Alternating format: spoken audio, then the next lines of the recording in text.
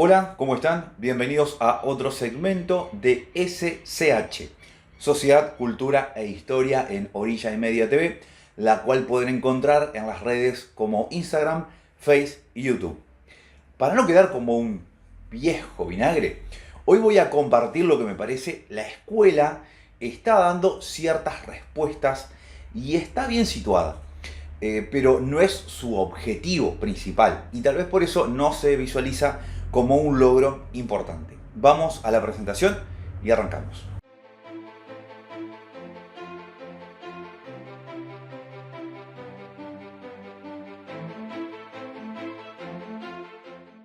El video anterior, Docentes Sitiados, tuvo y tiene mucha repercusión y comentarios.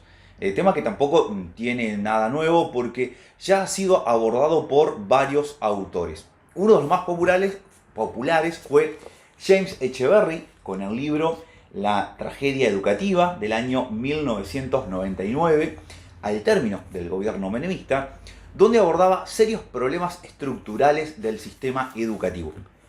¿Y quién les habla? Escribió el libro Requiem para un sistema en el año 2012. Muy importante esta fecha, 13 años atrás, porque en plena época del kirchnerismo veía clarito la caída que no parece tener fin. Por supuesto, la enorme distancia de análisis entre Echeverry y Dardo Vergara, pero no por eso me voy a considerar el último orejón del tarro. Entre las características que poseo está el de ser un gran observador de la realidad social en sus múltiples aristas. Asiduo lector de temas sociales centrado en el ámbito educativo. Si bien no dispongo del conocimiento formal académico, como lo tiene un sociólogo, un doctor en educación, etc., pero en octubre del año pasado, 2024, mi recibo de sueldo acusó los 30 años de antigüedad. Y eso sí, me da un bagaje de conocimiento empírico muy importante. Imagínense que fui casi de los últimos, si no el último de mi generación que se formó como docente con el método alfabético de la generadora. Mi mamá me ama, el oso se asoma, sucia asa suceso sin sal. Bueno, no sé si este último estaba, pero suena bien a generador. Y cuando ingresé al mundo laboral docente, el gobierno nacional de Carlos Menem migraba de la vieja ley de educación 1420 a la ley federal de educación, con todo lo que significó, e inauguraba la psicogénesis como método de lectoescritura. En el año 2007 vuelve a cambiar el sistema educativo denominado Ley Nacional de Educación con la propuesta Todos Pueden Aprender, hoy denominada alfabetización inicial, alfabetización avanzada. Es decir, estoy hablando del tronco medular por el cual una sociedad, a través de las instituciones, adquiere de manera sistemática la alfabetización. Digamos que ha corrido mucha agua bajo el puente en estos últimos 30 años que he ejercido el rol docente. Cada sistema educativo, cada modificación nacional tiene propuestas distintas y algunas quedan ancladas como vestigios de sistemas anteriores. Por ejemplo, a grosso modo, de la Ley Federal de Educación de 1993, el PEI, Proyecto Educativo Institucional. Una propuesta muy interesante donde cada escuela tenía que hacer una radiografía social, económica, educativa, cultural, escribirla y con esos datos y utilizando el diseño curricular generar su propia propuesta educativa, proyectada a varios años, modificándose de acuerdo a las necesidades con sus logros o errores. Esto requería de un perfil docente que obviamente no había y aún no hay, tema que no entraremos en detalle. Recuerdo que cuando se hablaba de este tema, personalmente me fascinaba, pero aparte de ser muy joven, seguramente no encontraba las palabras adecuadas para explicar lo que yo interpretaba o quería decir. Bueno, algo parecido está sucediendo con la ESI, Educación Sexual Integral, una de las propuestas dentro de la Ley Nacional de Educación, escrita en el año 2007, es decir, la ley, ¿no? Y que ha generado muchos debates de pro y contras. Como sucedió con el PEI, no se llegó a comprender y todavía no sé si se comprende el alcance del objetivo.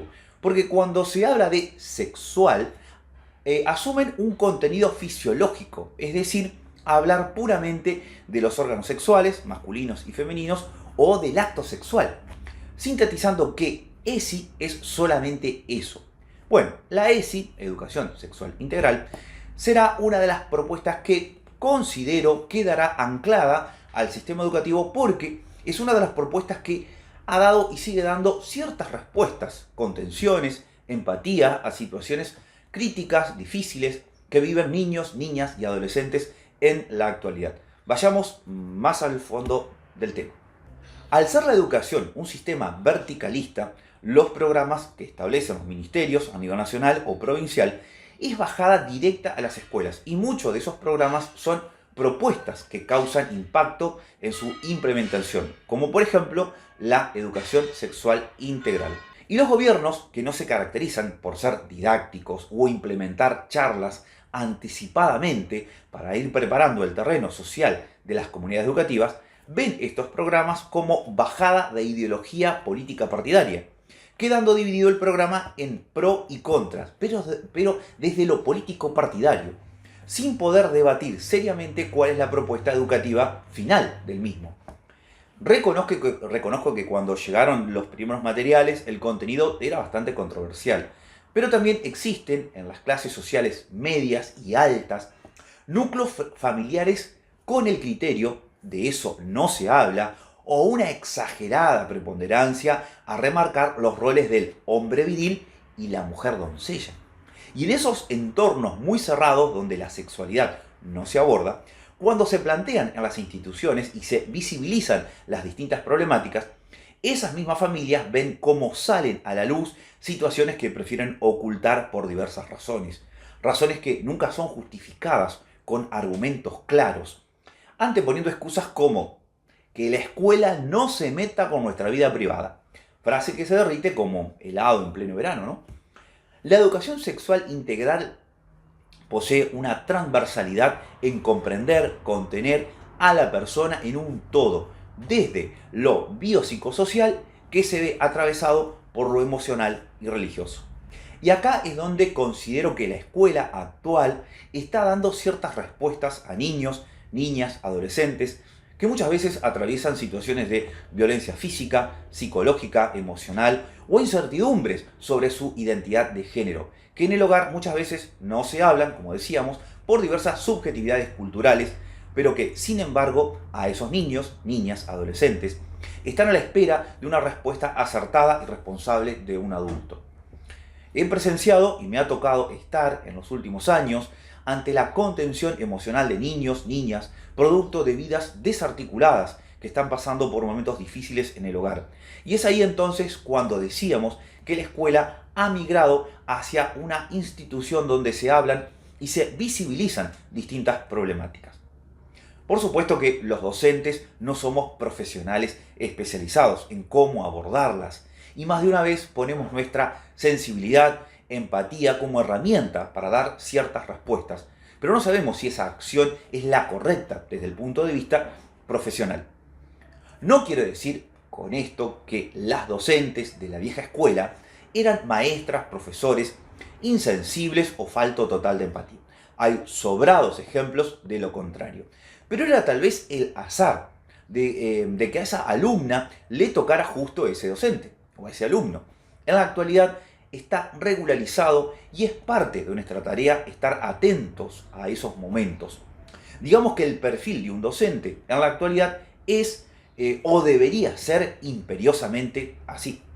La ESI es también anticipación, es reconocimiento, es advertencia sobre nuestro cuerpo, el entorno social y la privacidad con la que tenemos que convivir en nuestra vida, tanto familiar como institucional. Digamos las distintas instituciones donde estamos, ¿no? Estamos conviviendo. Esta ley terminó con mejor no me meto. Algo habitual cuando se sabía de un niño, una niña adolescente que estaba atravesando por una situación crítica porque judicialmente no estaba nada claro cuál era el límite de exposición cuando un docente hacía una denuncia a un miembro del grupo familiar. En la actualidad, el llamado informe de sospecha pone fin a esa incertidumbre porque se presenta desde la escuela, con ese sustantivo, el informe de un posible caso de violencia física. Solo es cuestión de estar atentos como adultos ante las manifestaciones de los niños, niñas, adolescentes y se pone en movimiento este protocolo que ha visibilizado cientos de casos de abusos y maltratos en el entorno de ese alumno, de esa alumna. Enciende las alarmas de que algún niño, adolescente, puede estar no estando bien. No sé si me explico bien, pero creo que sí. Por supuesto que la ESI es una herramienta que es administrada por adultos y bien utilizada es excelente, dado que también los organismos del Estado, al recibir los informes de sospecha o las denuncias, tienen que proceder para brindar contención, respuesta o justicia a esos menores, del cual lamentablemente muchos casos caen en saco roto porque, volviendo al video anterior, no hay suficientes profesionales disponibles en esas áreas y, como decíamos al principio, no es el eje medular de la escuela. Sí es una de las líneas transversales del cual debemos abordar, pero las instituciones no se miden por lo bien, regular o mal que se está implementando la ESI. En síntesis, dentro de los numerosos ejes transversales que la escuela debemos abordar, la ESI creo que lleva a la delantera con todas las incertidumbres o aciertos que eso significa. La educación del cuidado del cuerpo, tanto propio como el del otro, de la otra, lo emocional que nos atraviesa durante toda nuestra vida y sobre todo en la infancia, adolescencia. Y la espiritualidad como motor de elemento cultural que viene de tiempos ancestrales. Bueno, hasta acá entonces llegamos con esta aproximación de lo que interpreto como algo muy valedero y superador dentro de las instituciones. Muchas gracias y nos vemos en el próximo video.